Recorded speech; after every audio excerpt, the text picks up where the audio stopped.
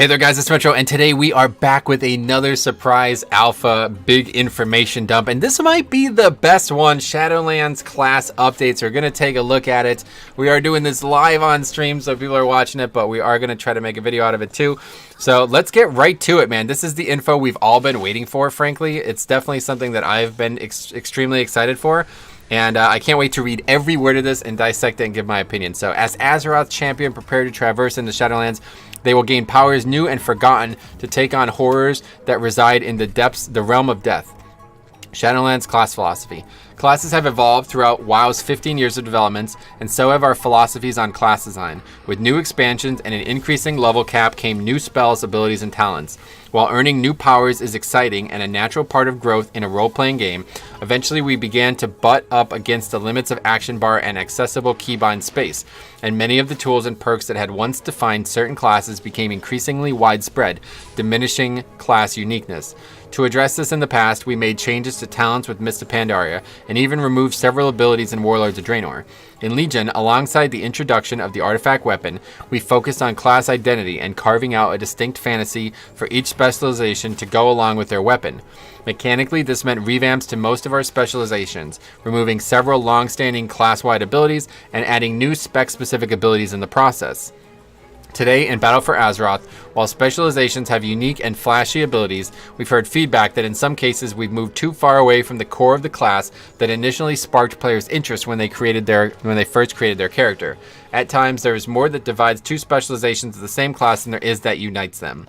In Shadowlands, we want to return to the idea that a specialization is just about powering up a specific part of the class's kit, not narrowing down their toolset. In an expansion that is all about choice, we also want to give players more opportunities to make impactful choices to customize their gameplay and express their own vision of how their characters engage in combat. Many specialization-specific abilities and spells that help define the identity of a class will once again be available class-wide. And we're reintroducing some iconic abilities to give all of Azeroth's heroes a fighting chance against the dangers ahead. In addition to these changes, players will have their new Covenant class ability to look forward to, which we made a video on that yesterday, so check that out if you haven't seen it. Today, we'd like to give you a look at some of what's in store for each class, including our overall goals, some cool new and returning powers, and some key changes to abilities and talents. This isn't meant to be a comprehensive list of updates. These changes represent a starting point for a dialogue with the community, but this should give you a good overview of what to expect. So, already, one of my biggest things, I said, like, hey, listen, you guys need to start communicating these things, like making people understand these changes. This was another point of feedback I gave a lot over the years. Understanding these changes is more important than them happening. Honestly, that's the way I feel about it. Like, I definitely feel like getting insight as to why these changes are happening is more important than if they happen or not. So I'm really glad that it's come through in World of Warcraft in 2020. So let's see. We're gonna skip DK. I don't want to do DK right now. We're gonna move on. Demon Hunter. Jix in the chat. Let's take a look. Demon Hunters were originally added in Legion at a time when all characters were assigned a specialization at creation, and artifact weapons made each spec feel like its own class. And that reflected in the Demon Hunter's design. Though there are a number of similarities between Havoc and Vengeance, we feel we can do more to create some common ground, such as sharing a single resource and certain abilities. So we actually kind of commented on this last night, but it's interesting. So Demon Hunter class and specialization changes. All Demon Hunters now share a single resource, Fury, which channels their fiery hatred into relentless demonic attacks on their enemies. In addition, Immolation Aura, originally a Vengeance-only ability, will be available to both specs. Well, it's a talent, and it is available to both specs now, but I guess they mean as not a talent? That's confusing. Okay, Havoc. Havoc Demon Hunters have a new passive, Unending Hatred, which expands their Fury's maximum capacity, letting them get an extra hit or two in. The Dark Slash talent has evolved into Essence Break, which deals chaos damage and significantly increases the damage that both Chaos Strike and Blade Dance deal for a short duration. Okay, so I don't know much about Havoc. I'm not going to spend too much time on... I'm not going to spend too much time on things that I don't play, but I like the idea of expanding their maximum capacity, because the few hours that I have played at Havoc, I feel like their resource is just a joke. Like, this is irrelevant. So, okay, Vengeance. Here's the one we want to see. Vengeance Demon Hunters will see changes to Soul Cleave and their talents to encourage more build variety outside of Spirit Bomb. This includes getting demonic What? Demonic as a talent option and Fell Devastation as part of their specialization's baseline abilities. So demon hunters can dish out more destruction than ever before. What the fuck? That's ridiculous. Similar to their Havoc brethren, Vengeance demon hunters who choose demonic will temporarily enter their metamorphosis form following a Fell Devastation. Oh my god, this is gonna be so cool. This is so fun. That sounds so fun. Vengeance talents as a whole have been substantially reworked. We've combined several popular talents, shuffled others to different locations, and introduced new talents to encourage new build possibilities. One such talent is the new Bulk Extraction, which immediately rips a soul fragment from up to 5 enemies around the hunter and consumes them. Wow, so kind of like the old artifact ability for Blood Decay, right? Like, wow, that's very powerful self-healing 5-mans. For situations that call for Vengeance Demon Hunter to take a hit or two, Ruinous Bulwark increases the healing of their Fell Devastation and converts overhealing into an absorption shield that lasts for a moderate amount of time. Yo, that is awesome. This is such a good start. If this is the coolest thing, I'd still tell you it's probably an amazing change. So, man, Demon Hunter looks like they're getting some really neat changes. So Fell Devastation is like, instead of I-Beam, they get Fell Devastation as the baseline, which is just awesome. This is so freaking cool so far. Okay, Druid, here we go. Druids are the masters of shapeshifting, a versatile hybrid class that can adapt their form to suit a wide variety of situations, and Shadowlands reinforces this core identity by giving them even more flexibility. We're bringing several abilities back to the class and making others more widely available. Most notably, the affinity system has been expanded to offer utility abilities along with passive bonuses. Okay, well, it kind of already does, but that's cool. We'll see what they mean by that. All druids will now be able to use Ferocious Bite, Barkskin, Cyclone, Stampeding Roar. Oh, Stampeding Roar! Rip Feral! It's their only utility! Anyway, regardless of their active specialization, druids of any specialization will now be able to use Cyclone and Stampeding Roar. Wait, what? They're just adding that. I don't know why that was said twice, basically. In addition, Heart of the Wild has returned as a talent, providing an option for Druid who want to use off-roll abilities during combat. Wow. If you don't remember Heart of the Wild, guys, it was one of the most overpowered single talents that was ever in the game. It allowed Resto Druid to top the DPS chart when it was up. So that's very interesting. We'll see how that goes. The affinity talents associated with each specialization also gain an additional useful utility. Balance receives Typhoon, Feral gets Maim, Guardian gets Incapacitating Roar, and Resto can use Ursul's Vortex. Interesting. So if you pick Resto Affinity as a bear, you get Ursul's Vortex, but you already have that. So how's that going to change? That's a good question. All right, let's look at these quickly. I don't play these specs, but we'll take a look. Solar and lunar empowerments are being strengthened and updated into eclipses, reminiscent of past expansions like Wrath. Wrath and Starfire will grant each other the alternating lunar and solar eclipses for a longer duration, with special moments of celestial alignment allowing both to occur at once. Balanced Druid who master the flow of these eclipses will be able to ensure a period of sustained power to either Wrath or Starfire at key moments of a fight. Star Surge will extend the moment or the current eclipse to continue focusing power into either Wrath or Starfire, while Starfall instead extends your current Moonfire and Sunfire effect, given the main arcane power spender's distinct roles based on the situation.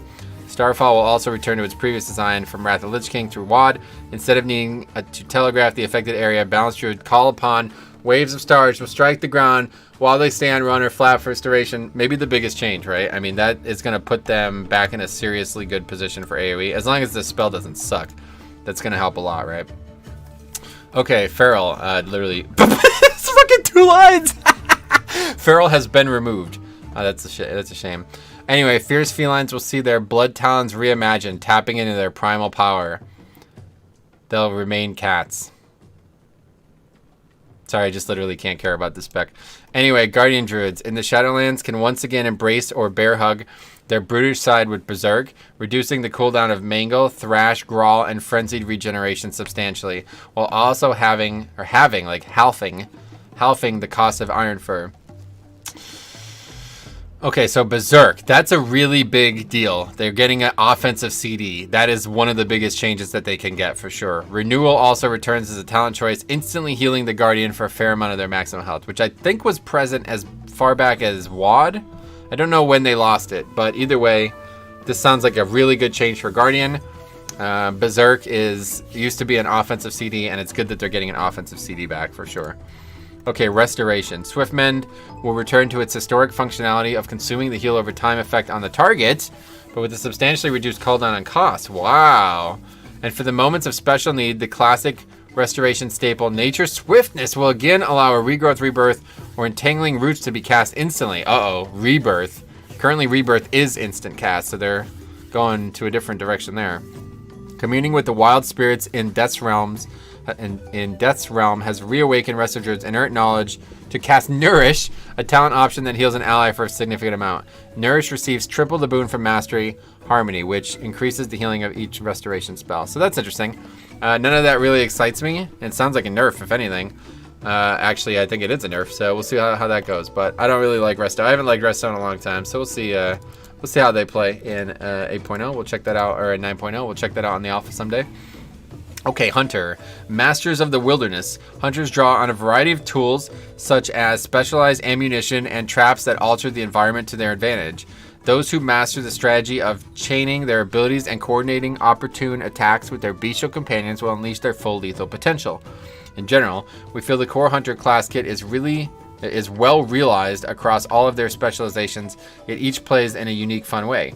As a result, Hunter's core damage rotation will remain familiar in Shadowlands, but several iconic abilities will return and many talents will be updated. Okay. Hunter class and specialization changes.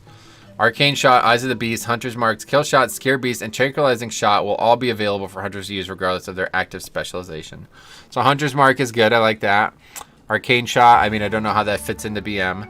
Scare Beast, I mean, that's interesting, I guess. Tranquilizing Shot, that might be the biggest one. To prepare for the fight ahead, all hunters will have their stable size significantly increased to hold many companions, including the new creatures they discover and tame in the ethereal wilds of the Shadowlands. Beast Mastery. A Beast Mastery hunter's strength comes from the bond with their companions, who will ruthlessly fight at the side and savagely tear enemies apart. Bloodshed is a new talent that Beast Mastery hunters can teach their companions, commanding the beast to tear into their target. The unfortunate quarry will bleed significantly, causing them to take more damage from their pet. Beastmaster's Scent of Blood talent is being reimagined. This passive now activates when Bestial Wrath is used. Okay, I don't know anything about the talent. Granting 2 charges of Barb Shot to bloody a target and empower their bonded beast. Venomous Bite takes the spirit of Spitting Cobra and comes with a twist. When Bestial Wrath ends, a Cobra will come to aid the hunter in combat. The Serpent's power will increase based on how many times they use Cobra Shot during Bestial Wrath. Okay, so none of that sounds particularly interesting. Hunter in general sounds kind of weak because they seem to think that Hunter's in a great place, and I could kind of agree with that.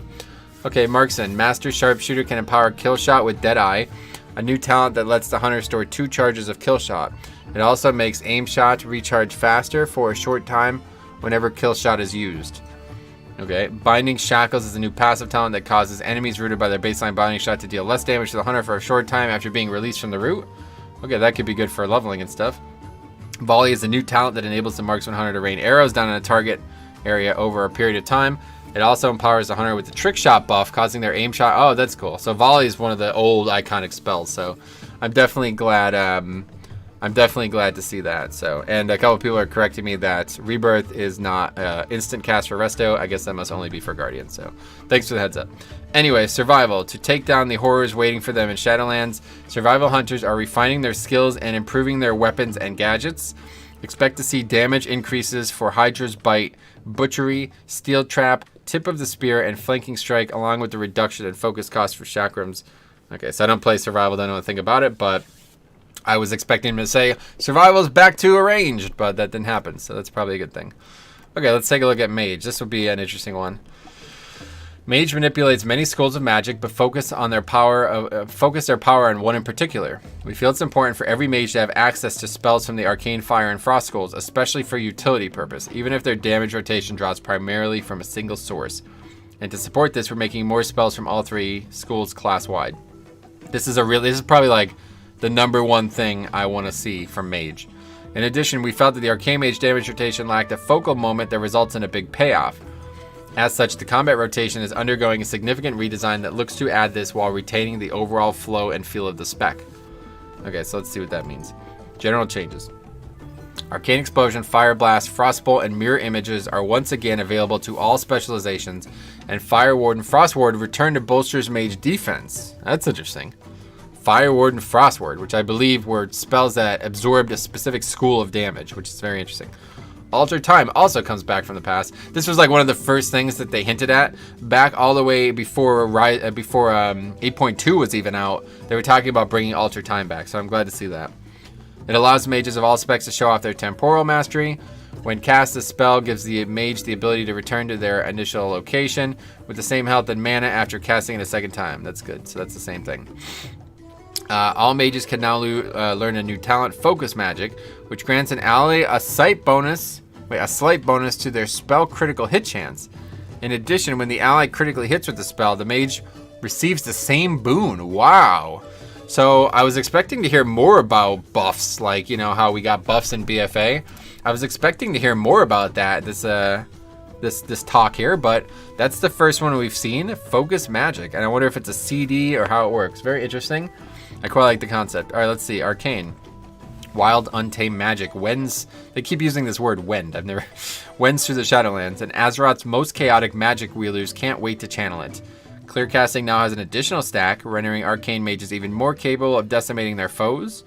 Mastery Savant now extends its damage increasing properties beyond Arcane Blast and Barrage to all spells. Oh, that's interesting. Touch of the Magi moves from its current place as a talent to a baseline arcane ability, allowing wielders to target an enemy that will take an additional burst of damage from all arcane spells and spread that damage to surrounding enemies. That's good, because they definitely have an AoE problem, for sure. Okay.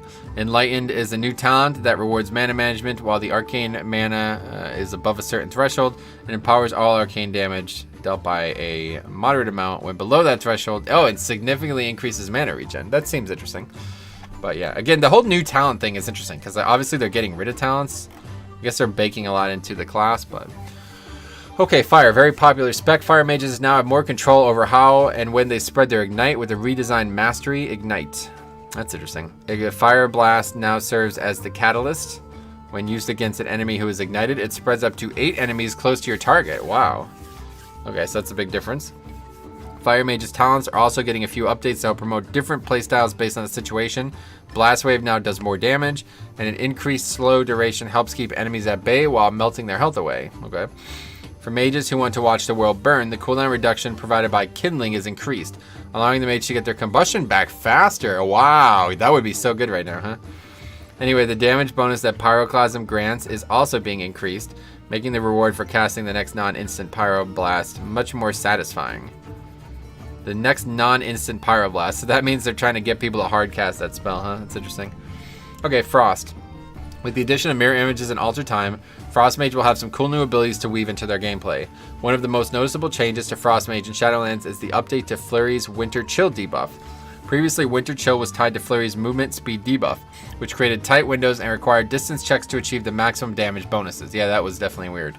Moving into Shadowlands, Winter's Chill is now a much longer debuff that causes Frost Mage's next 2 spells to treat the target as frozen, and the debuff that increases the critical hit chance and their allies against the target.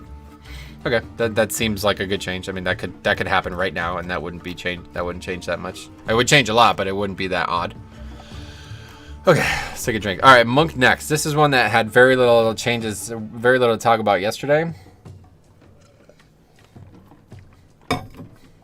Expel Harm, Fortifying Brew, Spinning Crane Kick, and Touch of Death are now available for all monks to use.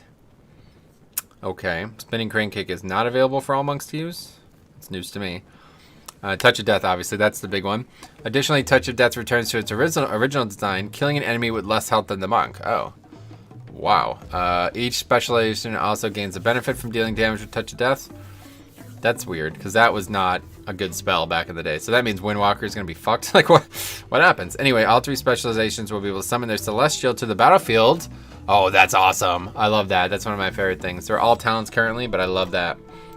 Okay, let's see Brewmaster. Oh boy, it's a long one. Stalwart Brewmaster monks are prepared to do all they can to restore balance and again choose between two-handed and... Wow, look at that! Yo, what the hell? That's a big deal. I wonder if DK is getting that. I can't wait to see Shaman. Brewmaster monks also have a returning passive Shuffle, which increases the amount of physical damage that's staggered when the monk uses one of several abilities including Blackout Kick, previously Blackout Strike, Keg Smash, and Spinning Crane Kick. Celestial Brew is a new ability that absorbs damage based on the Imbiber's attack power. Absorb Monk hype! It was always like my favorite thing. Hopefully, we'll see how it goes. And Brewmaster Monks can once again challenge their chosen target with Clash, a returning ability that causes both the monk and their target bull rush at each other and epicenter of the conflict, root their opponent for a short duration. That was also one of the coolest spells. All Brewmaster Monks will now be able to use Invoke Nizao, the Black Ox, previously a talent, to help shoulder the stagger damage. Nizao also deals additional damage based on stagger damage purified. For Brewmaster, not only does Touch of Death instantly kill any creature with less health than Monk, but it will also clear remaining stagger damage. That's going to be really good for Brewmaster. Honestly, it's probably going to be the best for Brewmaster. Brewmaster can imbue their brews with divine powers via a new talent, Celestial Flames. Drinking brews has a moderate chance to grant Celestial Flames, which with significantly increased Breath of Fire's damage reduction and spreads its periodic damage effects to target struck with Spinning Crane Kick. Huh. Why would you need that? That seems weird. Exploding Keg returns as a talent, immolating enemies on impact and binding them for a brief period of time. Okay. I wanted to see Guard. Didn't return, but they did talk about an Absorb, which is something I would definitely like to see. Because I liked the Monk, how they played in MoP a lot. Anyway, Mistweaver. All Mistweaver Monks will be able to invoke Yulon, the Jade Serpent, to summon the Celestial, who heals allies with Celestial Breath and spawns healing spheres for nearby allies. Touch of Death now instantly kills any creature with less health than the Mistweaver Monk and will spawn healing spheres for their allies. This whole, like, kill any creature thing is, like... I don't think this works very well anymore, honestly. But we'll see what happens. Invokes Chi-Ji, the Red Crane. Returns a talent choice from Mistweaver, strengthening their physical damage moderately and healing their allies for part of the damage inflicted on enemies. Chi-Ji also makes Mistweaver Monks immune to movement impairing spells, so they are able to constantly move during combat. Okay, so we're talking about they're getting 2 Celestials. I don't know. Invoke Chi-Ji, the Red Crane. I don't know. That's just like fist weaving, right? I don't know how that's gonna look, but that's interesting. I guess that's cool for Mistweavers. Windwalker, they got some big changes coming. Let's see. Windwalker Monks will once again be able to choose between 2-handers and 2 1-handers, which is pretty crazy. All Windwalker Monks will be able to call upon an ally with the Zwen, previously a talent. Zwen will fight by their side and assault enemies with Tiger Lightning, dealing additional damage to targets the monk has recently attacked. Touch of Death will now instantly kill any creatures with less health than the Mistweaver and will spawn Chi Spheres that the Windwalker, sorry, did I say Mistweaver? Windwalker can consume to perform devastating blows. Yeah, I don't know. This whole Touch of Death change seems like it's going to just nerf Windwalker. Anyway, in the Shadowlands, wild gods freely wander the woods of Ardenweald, and their magic awakens Windwalker Monk's knowledge to perform Dance of Chi-Ji, a new passive talent that has a moderate chance to make the next Spinning Crane Kick free and deal a significant amount of extra damage to all its strikes. Okay, so we'll see how that plays out. I don't play Windwalker, but that sounds interesting. Holy Pally, here we go. This is the one that I really want to learn about because I think this could be very interesting. Paladin. Devoted servants of the lights, Paladins tap into its holy power to protect their friends and vanquish their enemies. In the original version of the game, Paladins had several categories of spells that transcend their specializations, such as seals, blessings, and auras. While we feel that not all of these categories of spells make sense for the modern game, having these categories define the Paladin class. We want to restore that feeling of shared spell categories with the unification of the Paladin resource system, and the restoration of several iconic abilities including auras. While a few of these abilities are situational, they play well into the Paladin's archetype as a Holy Avenger and Bane of the Undead. Not what I wanted to hear on Blessings, but let's see. General changes. Blessing of Sacrifice, Hammer of Wrath, Sense Dead, Shield of the Righteous, Turn Evil, and Word of Glory will be available to all Paladins regardless of their specialization. So what's Word of Glory going to look like? That'd be interesting. But Shield of the Righteous, how is that going to be available to a Holy Paladin? Or to a Rep Paladin, I mean.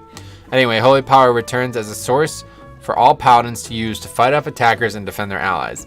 Abilities such as Crusader Strike and Hammer of Wrath grant Holy Power on use, which can then be spent to call upon the most powerful forms of the light, including Word of Glory and Shield of the Righteous. So, it's interesting. So that's a really big change. That's very interesting. To vanquish foes and protect allies. As a champion of the light, all Paladins can use powerful auras to safeguard and enhance their allies. Concentration Aura returns to Paladins, reducing the duration of interrupts and silence. That was like the worst aura. Anyway, our redesigned Retribution aura allows Paladins to avenge fallen allies with a short burst of avenging wrath, giving these holy warriors the strength to vanquish evil or keep their remaining allies on their feet? Yo, what the hell? That's like crazy change. Crusader and Devotion auras also are available to all Paladins. Interesting. Wow, Paladin's gonna get some crazy changes, it sounds. All Paladins will have access to more talents that allow them to manipulate and spend holy power. The Divine Purpose talent will be available for all Paladins to select and standardized for all specializations, allowing their abilities that spend holy power to have a decent chance to make the next holy power spending ability free and increase its damage. That's cool. So that's really good. That'll be really good for Prot Pally and Ret. I think Ret already has it though. They definitely do. It's just Prot that doesn't have it. Holy Avenger allows for the generation of huge bursts of holy power in a short window, while Seraphim allows the Paladin to spend their holy power to increase their secondary stats. Well, that's definitely good, man. This is definitely a good change. Paladin in general has been suffering from a lack of resource for like 2 expansions now. So, okay, let's see. I'm gonna skip Holy. We'll come back to it. I want to see what they say. Very little for Prot. To better uphold their oath to protect the innocent, Prot Paladins now exude Shining Light, a new passive that makes the next cast of Word of Glory free whenever Judgment critically strikes a target. What? Enabling protection Paladins to shield themselves and defend their allies from attackers? What do you mean shield themselves? Is that going to be like Prot Pallies are going to do like top HPS now? You're just going to stack Judgment crit and then just spam out Word of Glories for free constantly? What the hell? That's bizarre. Word of Glory is definitely going to have to get nerfed from how it is currently, obviously. Okay, the darkest place within the Shadowlands inspire Ret Paladins to perform valorous acts in the name of the light. Wake of Ashes is available to all Ret Paladins instead of needing to be picked as a talent, allowing these holy warriors to vanquish evil with a blow so powerful it damages all flows coast. Okay, we know what it is. Anyway, demon and undead enemies are further crippled with a substantial stun. Yes, that's what the spell is. That's cool. Oh, Empyrean Power. This is one of my favorite Azerite traits. Will be available as a talent, giving Crusader Strike a moderate chance to make the next Divine Storm cost no holy power and increase the damage dealt by a significant amount. That sounds awesome. That sounds really cool. I really like that concept. Empyrean Power is one of my favorite things in the game right now for Paladin.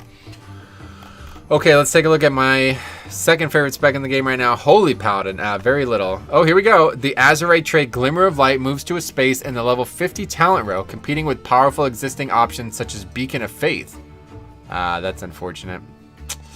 While Holy Paladin's Aura talent row has been replaced by the class-wide Aura bar, Aura Mastery continues to give Holy Paladin the unique ability to give any aura a special empowerment. Well, that's cool.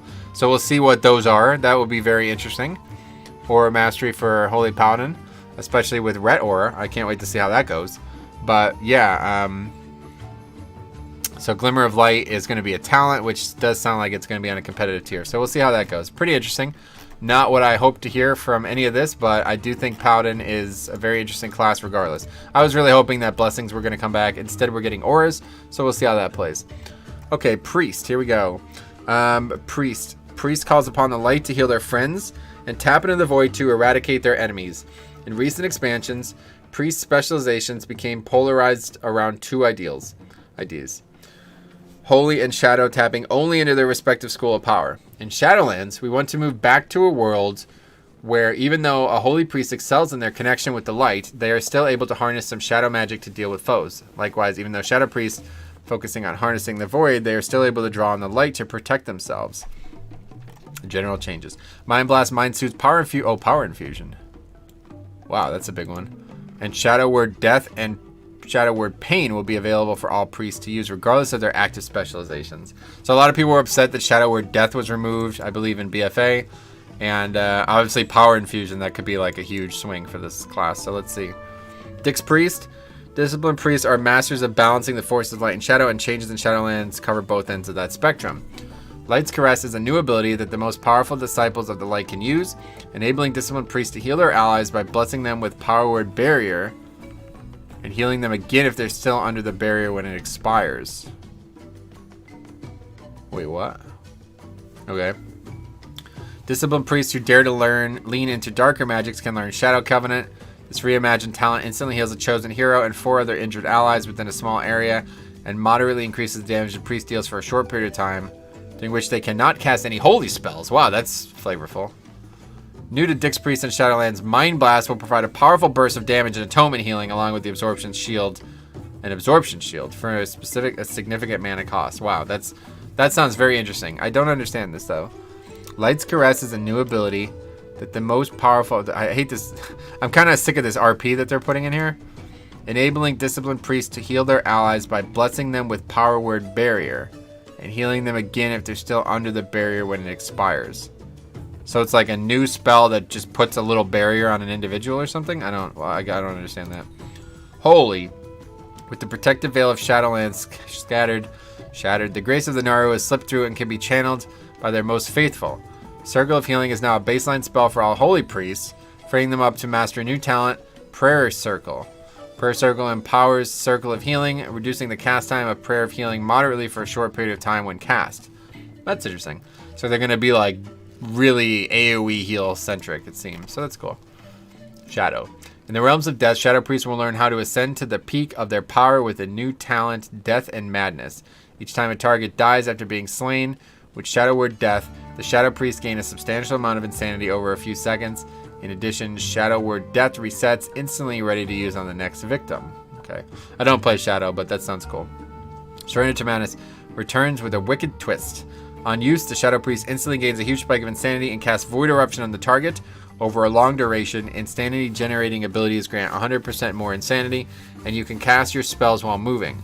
However, this power comes at a terrible price. If the caster fails to slay their target during the buff window, they succumb to the shadows and dies. Huh. That's very interesting. Surrender to Madness was like a core spell in Legion. I don't know a thing about it nowadays, but that's interesting. Okay, we got 4 more still before we get to Blood DK. Let's do it. Rogue.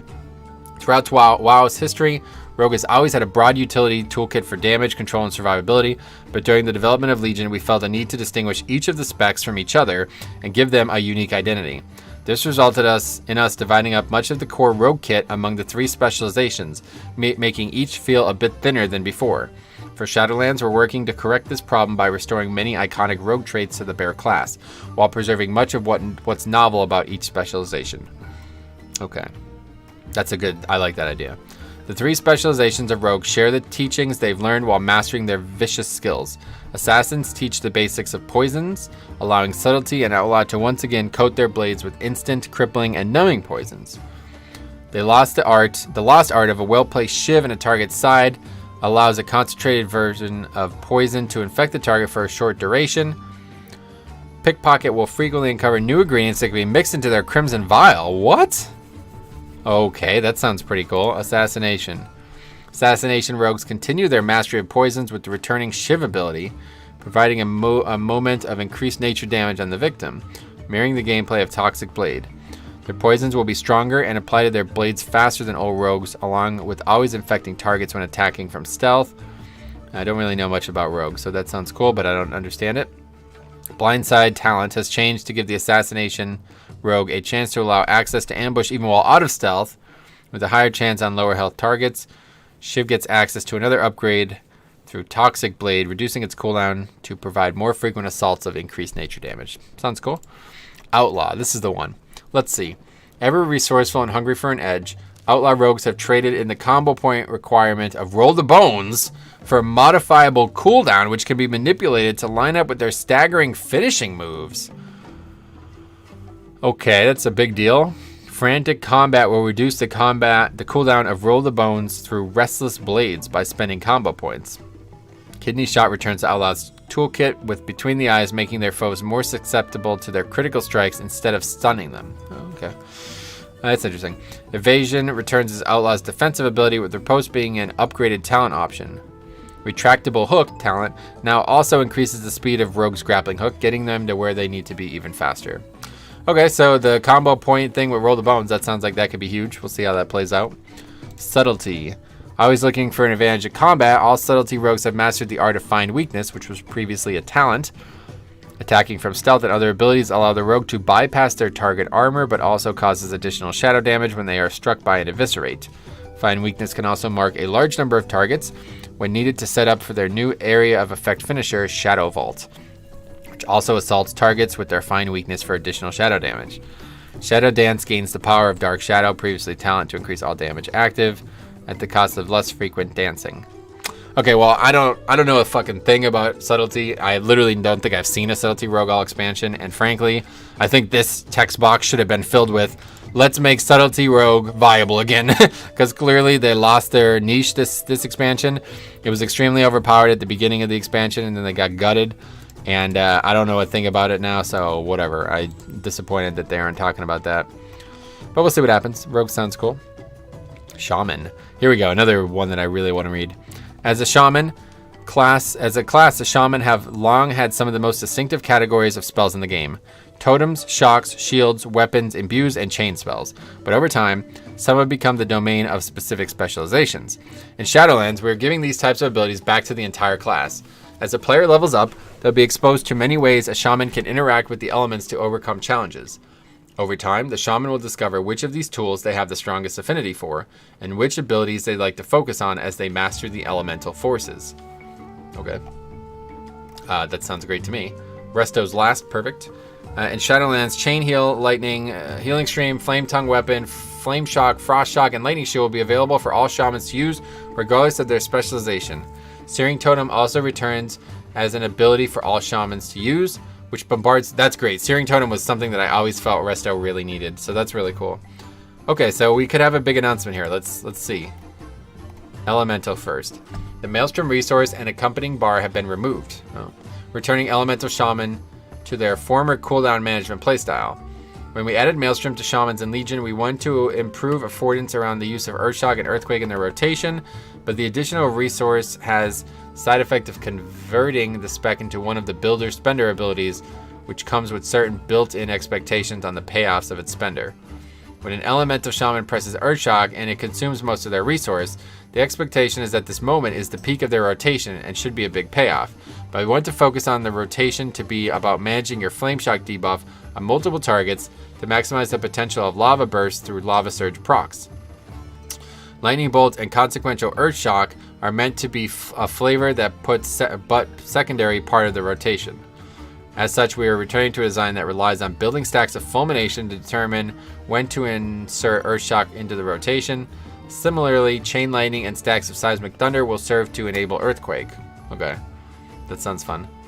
Echoing Shock is a new talent that blasts a target for significant damage and makes it so the shaman's next healing or damage dealing spell casts a second time shortly after without costing additional resources. So that's a very big change. Very big change for Elemental. We'll see how that plays out. Alright guys, here we go. Enhancement. This could be the biggest one on the list. It's pretty long. Let's see. As with Elemental, the Maelstrom resource and Maelstrom bar have been removed from Enhancement Shaman. Enhancement will return to a specialization based on managing a number of cooldown abilities with high points built around repeated casts of Storm Strike. In Shadowlands, Enhancement Shamans who chain certain abilities in combat will see their efforts rewarded when the time is right, and the elements will it, with the capacity to unleash a powerful cooldown dealing devastating damage. Maelstrom Weapon returns, giving each attack a chance to grant a stack of a buff that can be used to make your next healing or damage spell instant. Okay. Flame Tongue Weapon and Wind Fury Weapon can once again be applied to Enhancement Shaman's weapons, imbuing them with power of the elements to suit the situation at hand. That sounds awesome. I'm really excited about that. The passive bonus provided by Hailstorm has been redesigned so that it resets the cooldown of Flame Shock and Frost Shock when a shaman uses Storm Strike. Searing Assault metamorphosizes into a powerful fire attack, striking the foe for significant fire damage and causes their Searing Totem to cast incredibly fast. It also triggers Flame Shock to rapidly dish out its damage over time, burn effects to melt enemies. So that'd be interesting to see how Enhanced plays with Flame Shock back, huh? Overcharge now generates 5 stacks of Maelstrom Weapon instantly and another stack every second for a short duration. Stormkeeper will make your next 2 lightning bolts or chain lightning spells cast instant and deal bonus damage. It'll also benefit from Maelstrom Weapon, lowering Stormkeeper's cast time, so the Enhancement Shaman can chain powerful abilities together to pummel down foes quickly. Stormkeeper for enhancement, that's interesting. Elemental Blast is now a talent option for Enhance, giving this melee-focused spec access to powerful spells to destroy their foes from a distance. Well, I was really hoping to hear that they were going to get two-handed Enhance back. We did hear that Wind Fury weapon is going to be applied to Enhancement Shaman's weapons, which I hope is a change that I'll like thematically. I don't know if it's going to be important, you know, in any other way, but here we go. Restoration, historically one of my favorite specs as well. Let's read about it. Very little. Once Resto Shamans step into the realm of ancestral spirits, they will find new ways to tap into elemental powers. I could do without that. I'm getting a little sick of that. Anyway, Earthshield can now be used by all Restoration Shamans without needing to select it as a talent. That's awesome. That's a great change. Surge of the Earth is a new talent that expends a few charges of Earthshield to significantly heal the current... Oh, yo, that's really good. That's like what they need, isn't it? Like a strong burst single target heal? That sounds like a great change. It's very short, but that sounds like a great change, honestly. So we'll see. I'm really excited about... Resto getting Flame Tongue Totem. I mean, most of the stuff they already have. I guess Lightning Shield? I don't... But yeah, Earth Shield, that's a great talent. I can't wait to see that in action. Okay, last two classes we don't play a lot, so let's get through them quick. Warlock. When designing Warlock for Shadowlands, we had a few core goals. As part of our effort to distinguish classes as a whole, we're bringing back curses that Warlocks can use as proactive, situational tools. Satisfying to use in special cases, but not something they should feel obligated to use when fighting every enemy. Abilities like Demonic Circle offer unique ways to interact with the world and combat spaces. Spec-wise, we're making relatively minimal changes to Demo and Destruction, as we feel their core rotations and talent options fit well with the goal for Shadowlands. With Affliction, we're making larger changes to bring Spec's gameplay more towards managing damage over time effects, rather than saving up. That's great. I'm really glad to hear that. General changes. All Warlocks will be able to afflict their foes with Curse of Tongues, Curse of Wreckness, Curse of Weakness, and Curse of Doom. Warlocks can manipulate space with Demonic Circle. That's in the game currently, isn't it? Tongue-Tied is a new talent that empowers spells lobbed at targets suffering from Curse of Tongues, causing them to seal the victim from receiving healing effects, forcing them to succumb to all incoming damage. Okay, that's cool, I guess. Curses are always interesting, but I feel like, if you're not going to put buffs in the game, then what are curses for? I don't get it. Let's see. Affliction. Unstable Affliction sacrifices stacking effect to torture its victim longer, and all without consuming a soul shard. Oh. Soul Rack is a new channel ability that ravages the foe's spirit, empowering Warlock's periodic spells to deal a significant amount of damage to an enemy afflicting by this dark magic. Wow, that sounds really cool. That's kind of just like Drain Soul, but on steroids, right? We'll see. Affliction Warlocks can exacerbate the malaise they sow with Malefic Rapture, a new ability that causes their periodic spells to tick significantly faster when the victim is suffering from the malady. Huh. New talent will be available for Affliction Warlocks to more effectively drain away the life of their victims. So the seeds will now embed 2 additional seeds into nearby enemies, which combined with the new Malefic Rupture ability can make for explosive results. Finally, Doom is now available for Affliction Warlocks to use and deals more damage with a shorter damage over time duration. If Doom kills the target, there's a slight chance the Warlock will summon a Doom Guard. Oh, damn, that would be awesome. That's pretty cool. Those sound like really good changes for Affliction Warlock, honestly. Okay, let's see Demo. Dark Pact now scales with spell power to deal more damage than ever before. It's like that kind of stuff. Like, okay, that's fine. Anyway, Demo Warlocks will also discover that Dark Fury talent has a new effect. In addition to the cooldown reduction it provides, it empowers Shadow Fury by increasing its area's effect as the spell crashes down in the battlefield. Cool. Swell. That's swell. Destro, Fire and Brimstone is getting an upgrade in Shadowlands. It now generates 2 Soul Shard fragments for each additional enemy struck. Okay, that's interesting. Okay, so I've been playing a bit of Warlock. I understand some of that, but most of it is interesting. Affliction is like, that's the coolest part, maybe. And Warrior. Very interesting class over the years. Let's see what they're doing. Clad in heavy armor and wielding brutal weapons, it's often forgotten that warriors are also hybrids, equally adept at dealing damage and protecting their allies.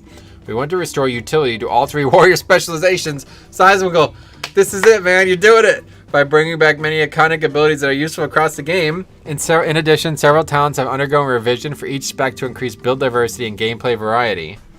General changes. Execute, Hamstring, Ignore Pain, Shield Block, Shield Slam, Spell Reflection, Slam, and Whirlwind are now available to all warriors to use regardless of their active specialization.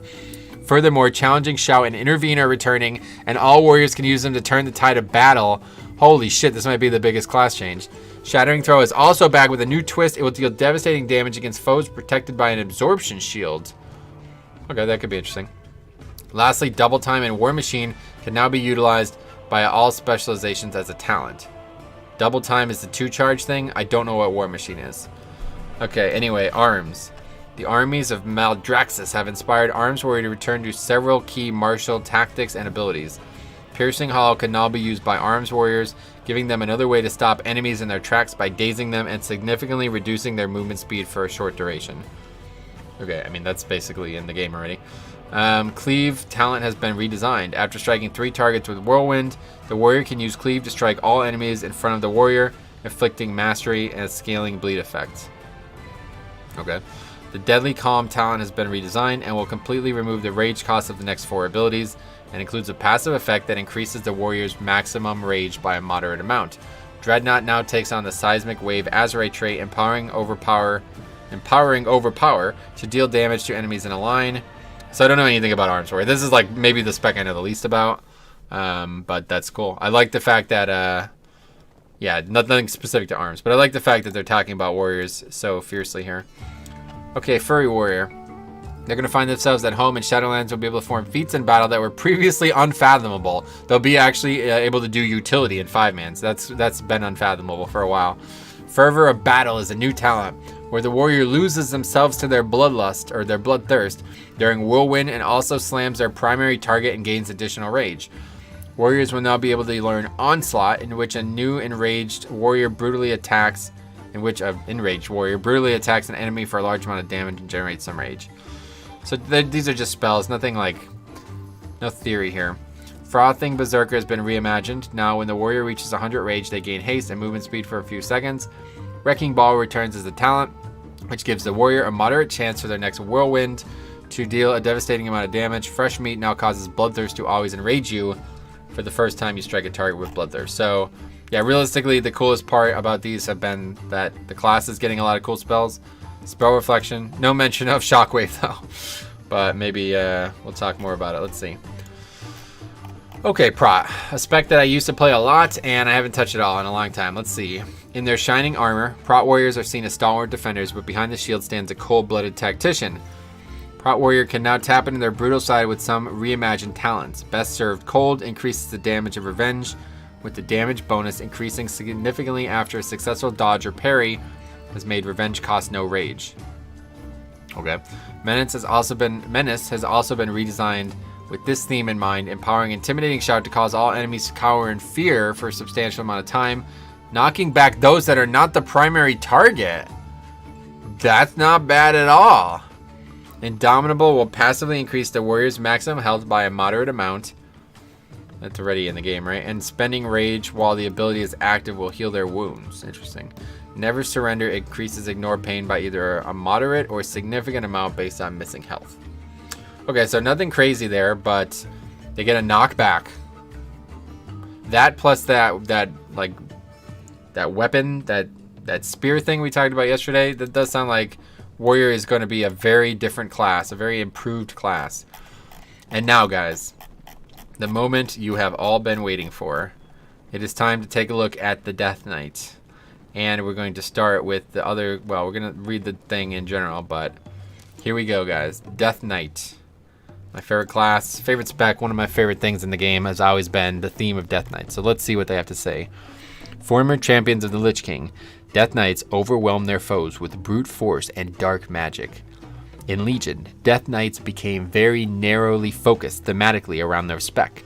For example, Frost Death Knights having an overwhelming majority of their spells be Frost only. In the Shadowlands, we are unifying the core Death Knight kit by restoring many abilities back to all specs, including popular utility options from the past. Death Knight class and specialization changes. General changes. Once these changes are live, all Death Knights will be able to desecrate the ground around them with unholy magic to deal damage to their enemies with Death and Decay, or neutralize their attacks with Anti-Magic Zone. That's a huge change. Furthermore, every Death Knight will once again be able to tap into unnatural powers to temporarily turn themselves undead with Lichborn, or use Raise Dead to summon a ghoulish servant to fight alongside them. The new Sacrificial Pact ability enables the Death Knight to perform a forbidden ritual, sacrificing one of their undead minions, siphoning their health and causing them to explode damage to nearby enemies. Oh wow. Finally, the frosty grasp of Chains of Ice will once again bind the enemies of all Death Knights. So Blood DK getting Chains of Ice, that's going to be fucking huge. Blood DK getting Anti-Magic Zone, that's going to be fucking huge. But the biggest thing, maybe, is that they're going to get Sacrificial Pact and a pet back. It's going to be insane. If anybody played back when that was still in the game, I think it was WoD, maybe Mop. It was basically a lay on hands, because it used to put a Absorb Shield on you, and that was basically immediately healed off with one Death Strike. So I think this is going to be a big deal, man. I think Blood DK is turning the corner back to being overpowered. We're going to skip Blood for now. Last but not least, of course. Memories of the Lich King's legendary sword, Frostmourne, stirs the heart of the Frost Death Knights, who can choose between two one-handers and two one-handers or one, I don't know, whatever. You know what I mean. To cut down their foes. The harsh lessons learned from the frozen tundra of Northrend have manifested into new abilities and talents. The iconic Frostmourne's Fury will be accessible to all Frost Death Knights, rather than needing to be selected as a talent. That is awesome. Frost is sounding awesome already. Hyperthermic Presence is a new talent that halves the runic power cost of abilities for a moderate amount of damage, giving the Death Knight the vigor to strike down all who stand against them. So I previously said that there would be no way that they would ever put this option to either use one-handed weapons or two-handed weapons in because of animations. I don't know how this is going to work. They did it for Monk too. I'm disappointed they didn't do it for Shaman, but I guess I understand why. And of course, this is going to make me want to play a lot more Frost Death Knight, because now I don't have to worry about using two different weapons. Although wait, maybe Blood is going to have this option too. Oh, I can't even wait to see it. Let's go. Unholy. While all Death Knights have some ability to control and reanimate undead minions, an Unholy Death Knight has chosen to specialize necromantic magic, and their abilities should reflect that. All Unholy Death Knights will be able to use Summon Gargoyle, previously a talent, to bring these flying terrors to their side. Army of the Damned returns as an even stronger force with the familiar and faithful recruit, a Magus of the Dead. So that's currently an Azerite trait. That's pretty interesting. These formidable magic wielders have fought side by side with Maldraxxus's Bannermen, and their presence rallies Unholy Death Knights' ghoulish armies, lobbing Frostbolt and Shadowbolt enemies into the enemy. No, Shadowbolt spells into the enemy. Death Coil and Epidemic cast will reduce Army of Dead's cooldown, allowing Unholy Death Knights to summon forth a relentless stream of monstrosities into battle. That sounds so cool if that actually happens.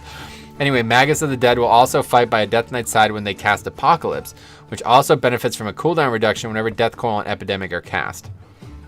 Unholy Death Knight's mastery, Dreadblade, will benefit both Master and Servant by increasing the Death Knight's shadow damage and the damage of their ghoulish minions. Okay, so that sounds really cool in theory, but we'll see how often these spells are actually up.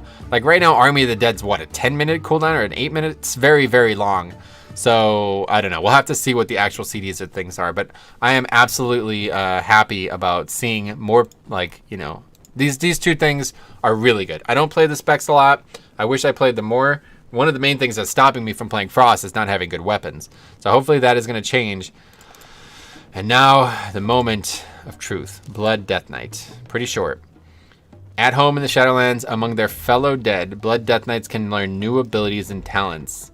Blood Tap allows Death Knights to consume essences from slain enemies to generate one rune, and is repeatable whenever a Bone Shield charge is used. Blood Tap allows Death Knights to consume essences from slain enemies. That's interesting. So I think it used to just be a CD, right? And it's repeatable. So that's very interesting. We'll have to see how repeatable. Blood Death Knights also get Rune Tap. Oh. They're going to be fucking overpowered again. There's no way Blood DK isn't going to be the best tank next expansion, right? Like, the fuck, man? Relish in Blood will significantly heal these bloody bruisers for each active Bone Shield charge and grant 5 runic power when Death and Decay is cast while Crimson Scourge is active. What is that, a talent? Relish in Blood will significantly heal the tank for each active Bone Shield charge. Wow. Is that a talent though, or is it a spell? Yo, this is pretty nuts, man. This is pretty cool. Like, some of these changes are big. The blood... Like, dude, come on, man. Anti-Magic Zone. Like, we needed any more utility. Chains of Ice. Kite, much even easier. I can't wait, man. I can't wait to log on and check out the Death Knight. And is that it? Is there anything at the bottom here? No, that's it. So, wow, that was a that was an adventure. You guys were right. It was pretty long. I don't know how long it took, but hey, it was worth it, man. I really like, let's see. So my recap. Demon Hunter might be the one that's most interesting to me after reading that. They have some very, very interesting changes, and I could see myself playing a lot of Demon Hunter on the alpha. Obviously, Blood Death Knight, I mean, that's just ridiculous. The things they're getting are ridiculous, and I have to think some of them are not going to work very well, or they're going to get nerfed, because giving them Rune Tap back, giving them AMZ back, it's like, this is just insane. They're going to be so useful in 5-mans again, like they aren't already, you know? So we'll see what else changes. Maybe Shaman's also a hidden one. You know, I like the idea that Shaman's getting a lot of flavor. I love Totems, one of my favorite types of things in the game. Paladin's maybe the most disappointing one. I was really hoping to hear a lot more about Glimmer.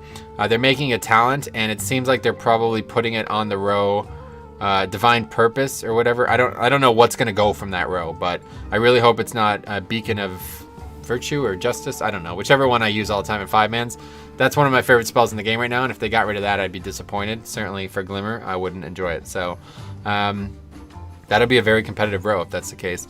Plus, no blessings. That was the #1 thing I was hoping to see. So all in all, very exciting times. Shadowlands is going to be an insane expansion, I can already tell.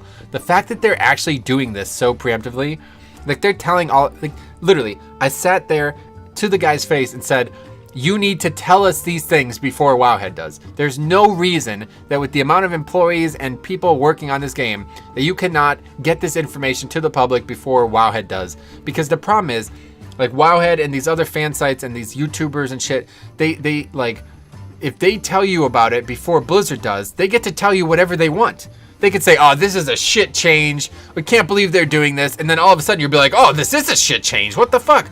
But now when Blizzard tells you it, they tell it in their way, so you get to decide for yourself. This is such a big thing.